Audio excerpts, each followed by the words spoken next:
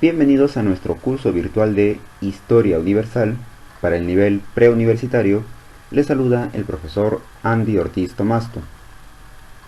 Vamos a conversar brevemente sobre la situación política que estaba viviendo Europa.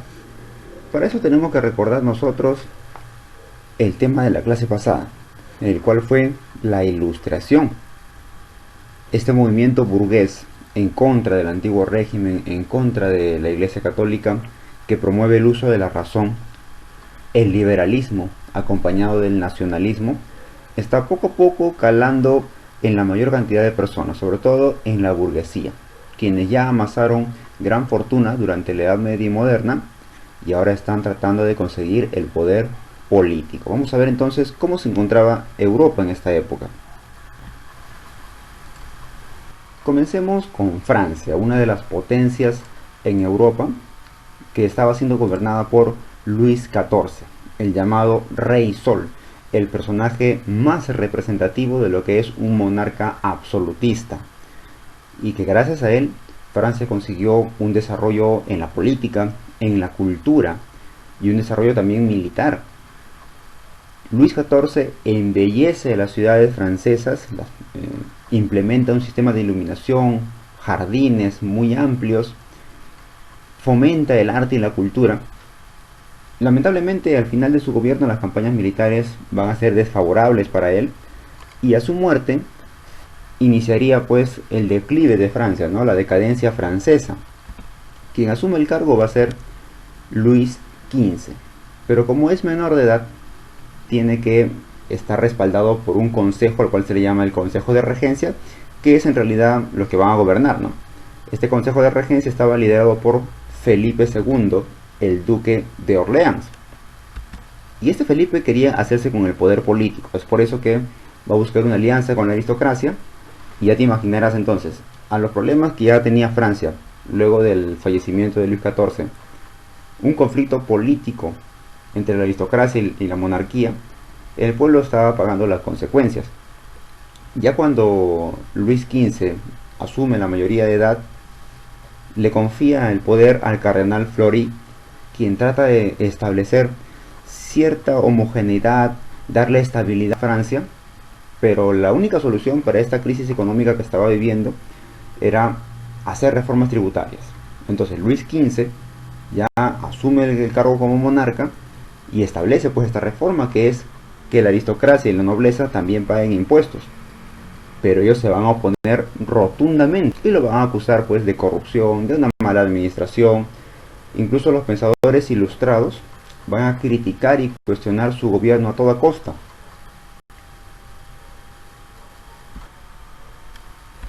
Y por si fuera poco, estalla la Guerra de los 7 años, donde Francia se enfrenta a su archienemigo, Inglaterra.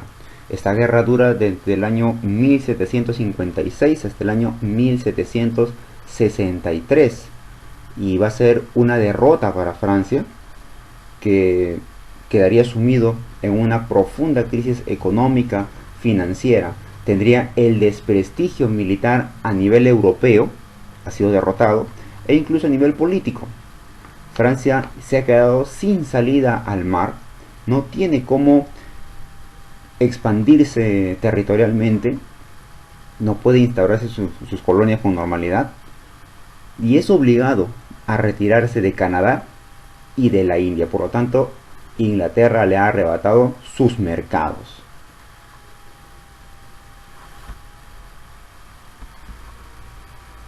A la muerte de Luis XV, asume el cargo el rey Luis XVI, considerado por muchos como el rey más inepto e inexperto que ha asumido el trono francés. Para empezar, que se involucra en una guerra que no le corresponde, que es la guerra de independencia de las 13 colonias norteamericanas. Era una guerra entre los norteamericanos, hoy Estados Unidos, contra la corona inglesa. Pero este rey, en actitud revanchista por la derrota en la Guerra de los 7 años, financia este proyecto de Estados Unidos de independizarse. A la crisis que ya tenía Francia, le quita más dinero para financiar una guerra que no es de su incumbencia, genera todavía un déficit mayor y más profundo en este país, motivo del cual estalla la famosa Revolución Francesa durante el reinado de Luis XVI. Mientras tanto, Inglaterra llega al siglo XVIII más estable que Francia, debido a que los reyes María II y el rey Guillermo III han consolidado en este país una monarquía parlamentaria, que es criticada por muchos, pero a su vez es un modelo y un ejemplo para otros países, sobre todo los que van a nacer.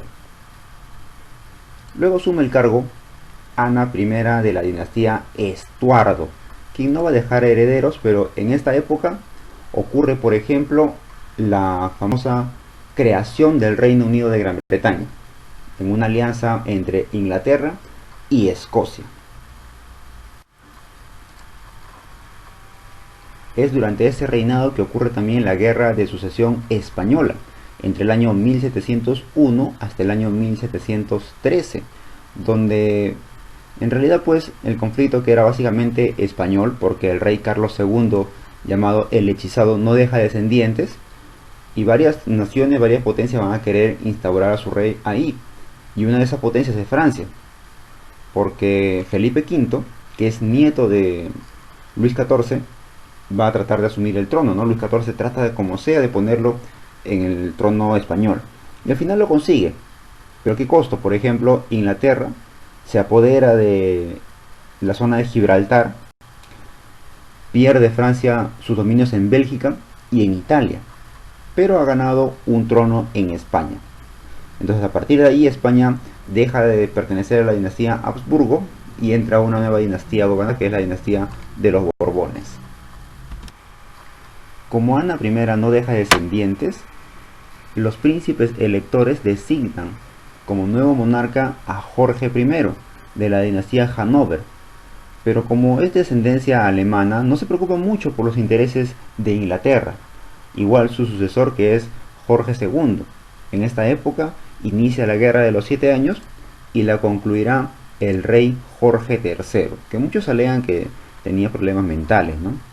Incluso hay una obra que se denomina Las locuras del rey Jorge, pero logra vencer pues en la Guerra de los 7 años, y es en este periodo de gobierno que las colonias norteamericanas buscan su independencia y lo van a conseguir. Ya nosotros sabemos por qué ocurre eso, por el apoyo de Francia principalmente, y la actitud también que han tomado los colonos ante las exigencias tributarias de Jorge III. En esta época estalla el boom de la revolución industrial en Inglaterra. Mientras tanto, ¿qué es lo que está ocurriendo en la Europa oriental? Están desarrollándose y consolidándose otras potencias, como el caso de Austria, específicamente durante el reinado de María Teresa. Austria ya venía forjándose poco a poco desde la Edad Media. Los Habsburgo, que son muy representativos en Austria, han venido amasando fortuna, terreno, expandiéndose territorialmente y siendo cada vez más importantes en el aspecto político. Es por ello que ya en esta época Austria es potencia, sobre todo cuando participa en los asuntos políticos del Sacro Imperio Romano Germánico, que es un conjunto de varios estados, y uno de ellos es Austria, el más importante. Pero está viendo también que Prusia empieza a ascender políticamente y quiere consolidarse como potencia. María Teresa va a tratar de impedirlo y va a aliarse con Francia en la Guerra de los 7 años, equivocadamente, porque ya nosotros sabemos que esa guerra Francia la pierde. Entonces los intentos de María Teresa por impedir que Prusia ascienda en el poder van a ser infructuosos, ¿no? Lo sucede su hijo José II. Este José II ya actuaba como un corregente de María Teresa, es decir, la acompañaba en el reinado, iba aprendiendo de las acciones que tomaba María Teresa y a su vez iba aconsejando con lo que sabía a la reina.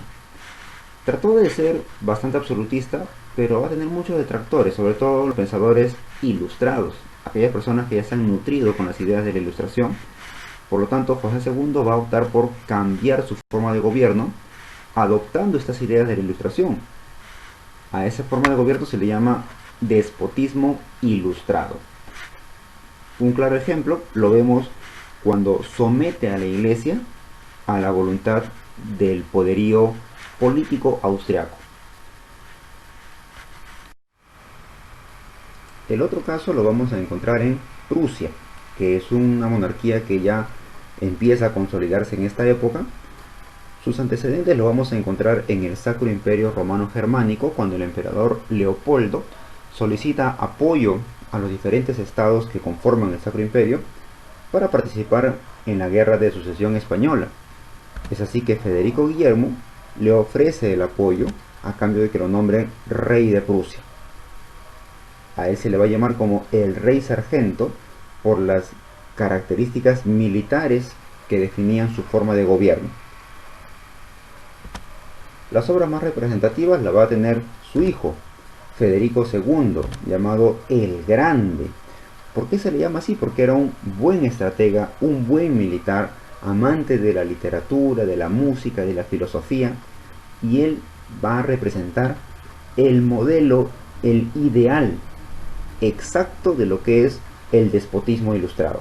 Es decir, que hablábamos hace un momento de lo que ocurrió en Austria, pero Federico II va a convocar a su palacio a los pensadores ilustrados más importantes de esa época.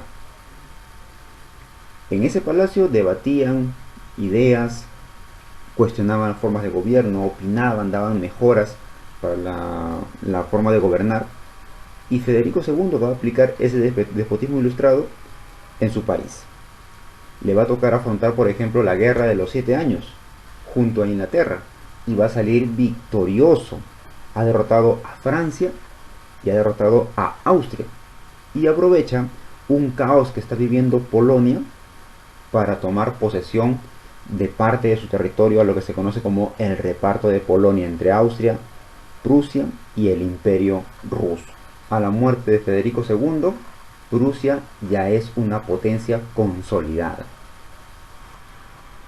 Y por último, el caso de Rusia. Rusia es un caso completamente diferente porque es el país más grande del mundo, ya lo sabemos, tiene una gran extensión, y eso es un aspecto positivo para ellos, sumado a la cantidad enorme de recursos naturales que posee, más una población sumamente abundante, hace que este país tenga todas las condiciones necesarias para convertirse en una potencia.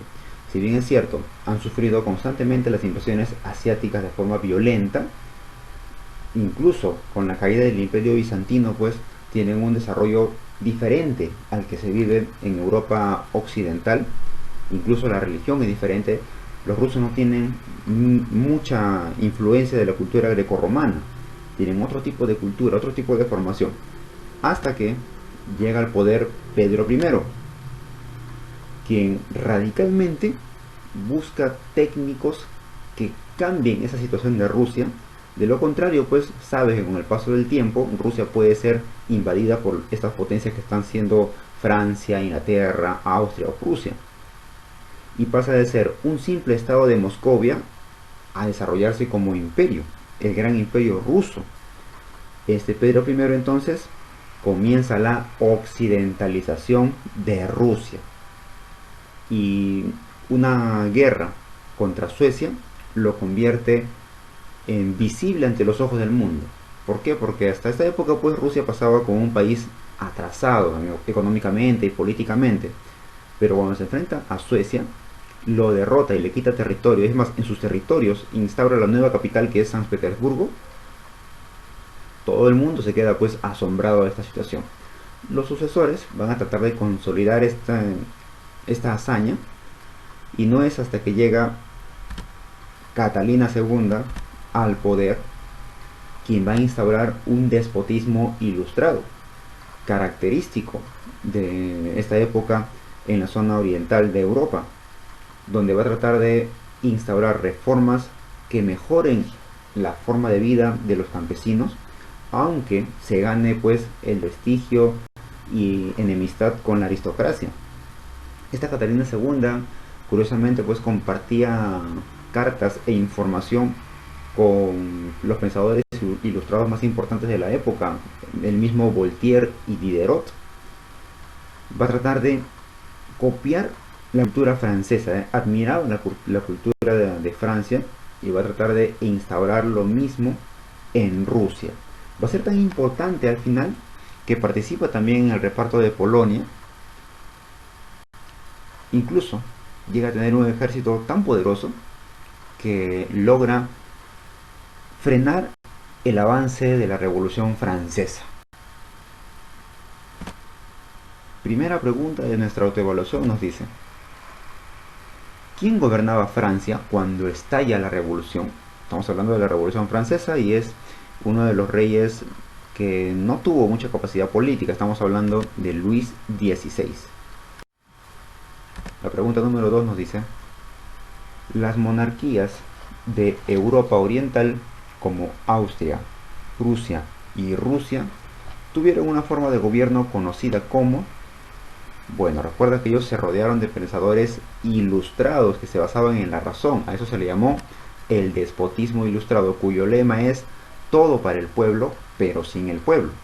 Es decir, yo te puedo dar beneficios como rey, pero tú no puedes acceder ni pensar siquiera en ser gobernante. Quédate con tu forma de vida. Si eres campesino, quédate como campesino. Si eres artesano, quédate como artesano. No te olvides que tienes una tarea pendiente. Desarróllalo, practica y estudia mucho y nos encontramos la próxima clase. Hasta luego.